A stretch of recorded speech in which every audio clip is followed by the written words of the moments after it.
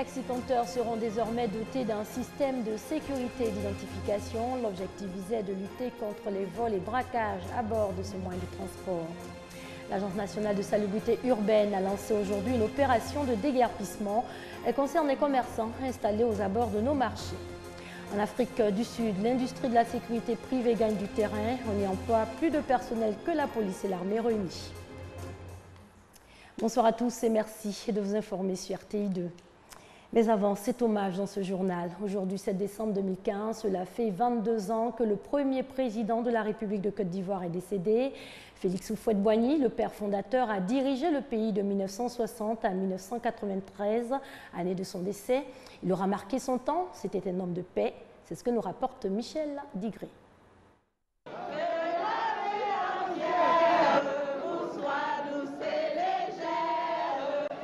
18 octobre 1992, entouré de ses proches, Félix Houphouët-Boigny célébrait son 87e anniversaire, le dernier de sa vie sur Terre. Quelques mois après, son état de santé se détériore. Le 7 décembre 1993, Houphouët décède des suites d'un cancer, sûrement l'une des pages les plus tristes de l'histoire de la Côte d'Ivoire moderne. Le monde entier converge vers Yamoussoukro pour saluer la mémoire d'Houphouët-Boigny. 24 chefs d'État africains et une imposante délégation française assistent aux obsèques le 7 février 1994. Un hommage à la dimension de la grandeur de l'homme.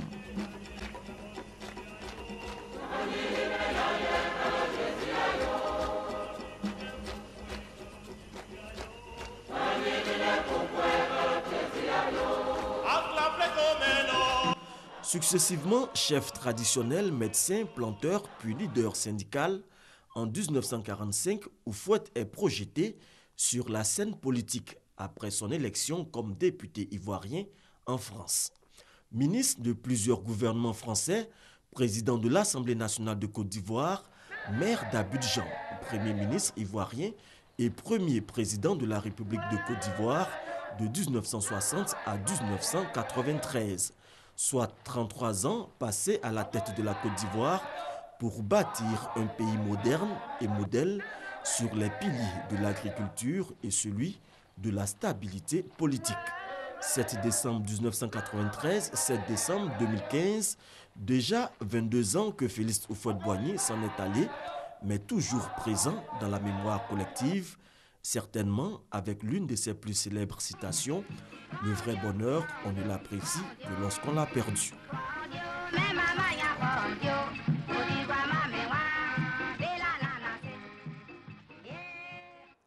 Tout à fait autre chose. Pour lutter contre les vols et braquages à bord des taxis-compteurs, ces derniers seront désormais dotés d'un système de sécurité et d'identification, un système GPS qui aura pour but d'assurer la traçabilité du véhicule en permettant ainsi d'identifier le ou les auteurs en cas de vol ou de braquage. L'initiative est celle de la MATCA, la mutuelle des taxis-compteurs d'Abidjan. Doigt des lasers. Olivier Kwasi est chauffeur de taxi à Abidjan. Il est souvent victime de vols et de braquages.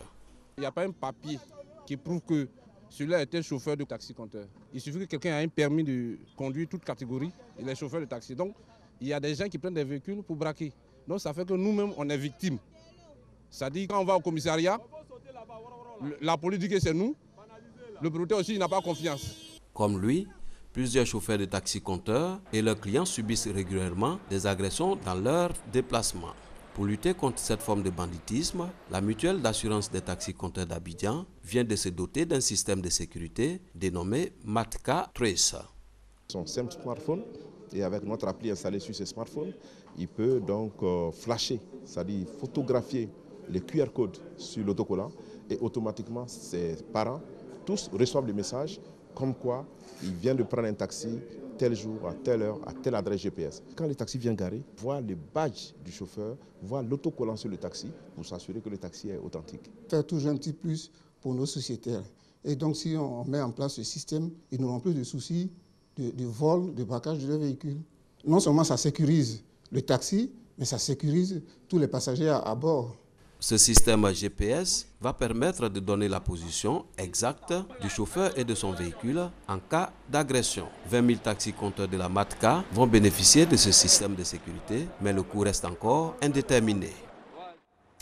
On part en Afrique du Sud où l'industrie de la sécurité privée est en pleine expansion. Vous le verrez dans ce reportage qui va suivre. On y emploie plus de personnel que la police et l'armée réunis.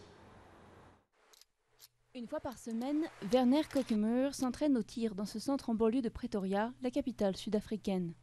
Cet ancien policier devenu enquêteur privé doit toujours être prêt en cas de confrontation lors des patrouilles. En Afrique du Sud, l'industrie de la sécurité emploie plus de personnes que la police et l'armée, et Werner ne manque pas de travail.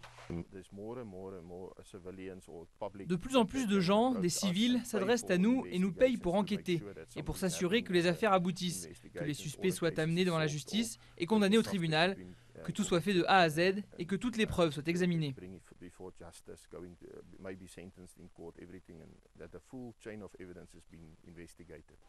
D'après la police, 50 personnes sont assassinées tous les jours en Afrique du Sud et les cambriolages dans les maisons et les entreprises sont tout aussi courants. La police peine à faire face. Ceux qui ont les moyens font appel aux spécialistes de la sécurité, ultra équipés et souvent bien informés. Le pays compte 9000 entreprises spécialisées et près de 2 millions de gardes privés, contre moins de 200 000 personnes dans la police.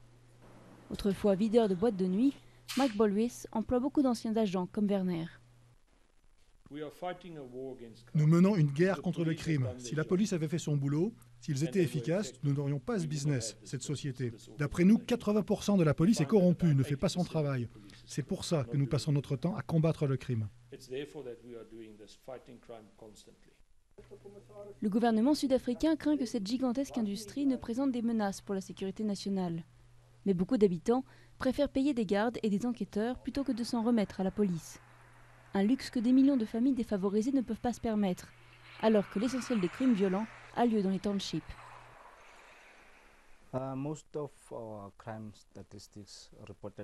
D'après nos statistiques, l'essentiel des crimes déclarés survient dans les quartiers pauvres. Là où les gens n'ont pas les moyens de payer des gardes, c'est une triste réalité de la situation dans ce pays.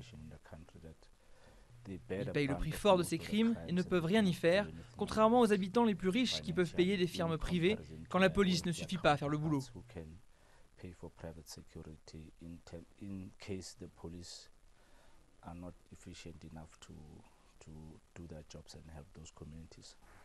Dans beaucoup de townships, les habitants déçus par la police ont même mis en place des groupes d'autodéfense pour faire justice eux-mêmes, au risque de faire escalader encore plus la violence.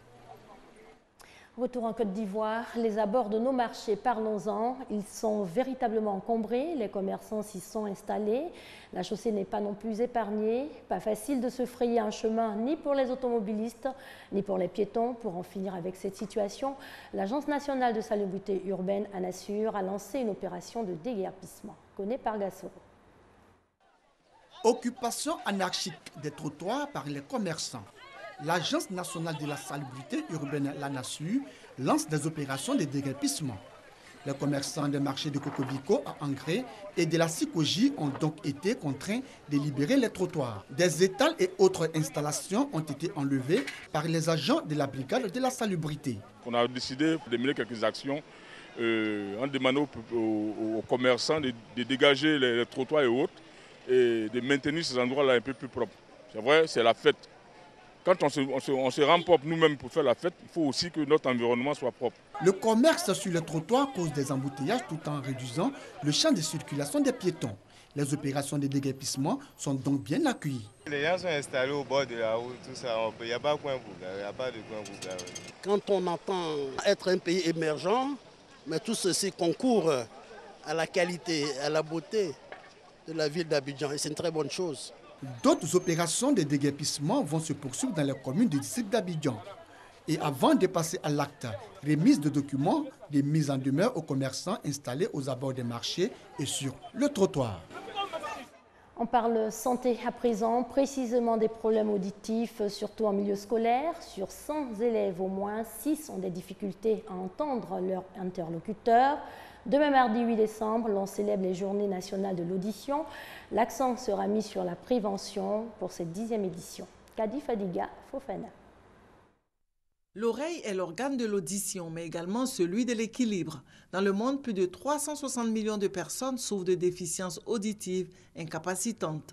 En Côte d'Ivoire, sur 100 élèves ou étudiants, 6 à 7 d'entre eux n'entendent pas. Les journées nationales de l'audition organisées par la Société ivoirienne d'ORL offrent cette occasion prévenir la surdité par des séances de dépistage gratuits. Et pour cette 10e édition qui démarre le 8 décembre, l'innovation est au rendez-vous. Pour la première fois en Afrique de l'Ouest, auront lieu la pose d'implants cochléaires. C'est une chirurgie qu'on réserve uniquement aux surdité profondes pour lesquelles jusque-là, il n'y avait aucune solution. Il existe une partie implantable donc à l'intérieur de l'oreille et une deuxième partie qui sera visible sous forme de prothèse, comme un contour d'oreille qu'on place sur l'oreille. L'apport dans le développement du langage de l'enfant est indéniable. Donc ce sont des solutions qui changent la vie d'un enfant sourd. La surdité peut être due à des causes génétiques, à des complications à la naissance, à certaines maladies infectieuses ou à l'exposition à un bruit excessif. Cette dame de 44 ans, par exemple, a un tympan perforé. Quand le tympan ne cicatrise pas seul, il existe des procédures de réparation comme la greffe du tympan ou une reconstruction du tympan. Et pour l'implant cochléaire, 10 enfants pourront bénéficier lors des Journées nationales de l'audition de cette innovation, la première en Côte d'Ivoire. En images, Michel Drucker, l'homme séjourné en Côte d'Ivoire à l'occasion des 3e trophées francophones du cinéma. Vendredi dernier, le célèbre animateur français qui capitalise un demi-siècle de carrière a eu une séance de formation avec les jeunes journalistes et jeunes animateurs. Au Burkina Faso, toujours en images, le général Gilbert Diendéré, officiellement inculpé pour complicité dans l'assassinat de Thomas Sankara lors du putsch survenu en 1987, putsch qui a conduit au pouvoir Blaise Compaoré. 10 autres personnes avaient déjà été inculpées dans ce dossier. L'ex-général Diendéré, lui, doit déjà répondre à des accusations relatives au putsch avorté. En bref, 11 bases de Boko Haram détruites au Nigeria, précisément dans la forêt de Sambisa, le long de la frontière avec le Cameroun. L'annonce a été faite par l'armée nigériane. Les régionales, la France vit et revit un nouveau séisme politique avec la percée sans précédent du Front National au premier tour. Le parti a obtenu un score national record de 30%. La campagne pour le second tour a démarré. Les Républicains avalisent la loi du Nini. Le lendemain du premier tour des régionales et d'une importante percée du Front National, l'heure est à la mise en place de stratégies visant à contrer cette montée de l'extrême droite. Alors que les Républicains s'en tiennent à une ligne ni retrait ni fusion, confirmée lundi lors de la réunion de leur bureau politique, le PS, lui, prône le retrait pur et simple de ses listes arrivées 3e. Un retrait que Marine Le Pen n'hésite pas à qualifier de suicide collectif. Fin de cette édition, merci à vous de l'avoir suivi. Bonne soirée sur les antennes de l'RTI, la marque du service public.